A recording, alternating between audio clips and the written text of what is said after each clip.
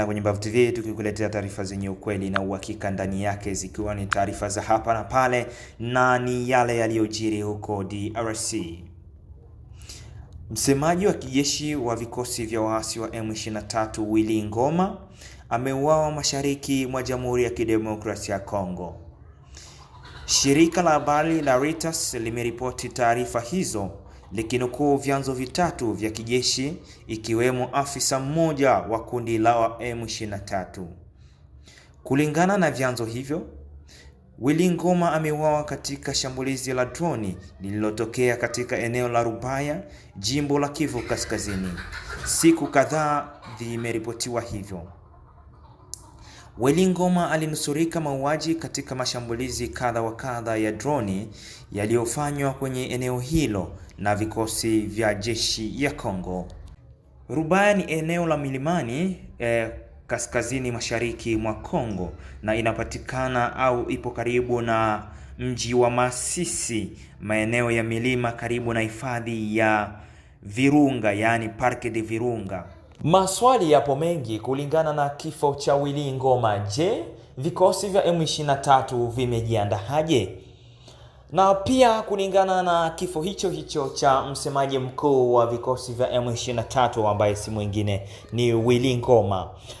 Yes, vikosi vya M23 kulingana na chini ya uongozi wa kiongozi wao ambaye ni Generali Colonel Nanga ambaye ni rafiki mkubwa wa Willy Ngoma. Mpaka muda huu anasemaje? Ni maswali makubwa ambao watu wengi wanajiuliza na kutazamia baada ya mashambulizi hayo na kifo cha Willy Ngoma. Je, M23 inajiandaa kwa kitu gani? Na huku ikiwa ni pigo kubwa walilolipata hivi karibuni. Je, watafanya kitu gani? Na huku usisahau kwamba vikosi vya wazalendo vikiendelea kujipanga kukabiliana nao, huku wakiweza kuimarisha mipaka ya miji na vijiji ili kuweza kujihami kwa lolote litakalokwenda kutokea. Pia ukiachana na hayo, hivi karibuni vikosi vya M23 vimeweza kukabiliwa na mashambulizi makali ambayo yanawaingiza katika eneo ambalo ni eneo la hatari, huku ikiripotiwa kuwa baadhi ya viongozi wao kuweza kusarenda na wengine kuweza kupoteza maisha kabisa katika eneo la vita.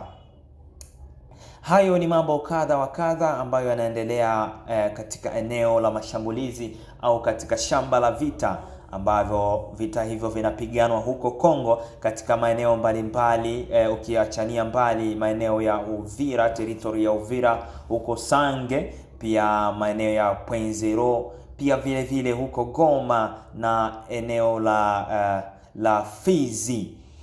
Hivi karibuni tumeshuhudia mapambano makali kati ya wazalendo wakishirikiana pamoja na vikosi vya serikali, yani FARDC, wakipiga vikali vikosi vya M23 ambavyo inasadikika kuwa wengine wameweza kutokomea pasipojulikana na wengine kwenda kushika njia na kuelekea Rwanda ili kutafuta msaada mwingine.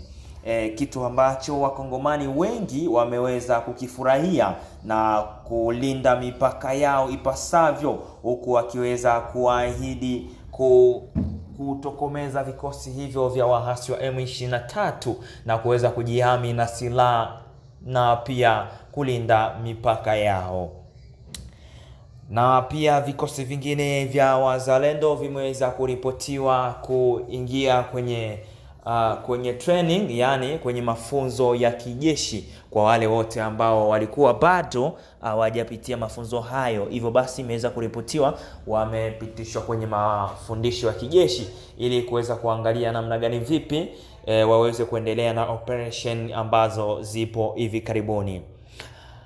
Na nakusi wewe ambaye hujaweza kusubscribe kupitia channel yetu ya Mbavu TV, basi uweze kufanya hivyo ili uwe unapata update zetu kila siku. Kile ambacho tunachokipandisha kama taarifa ya habari uweze kuipata kupitia muda muafaka.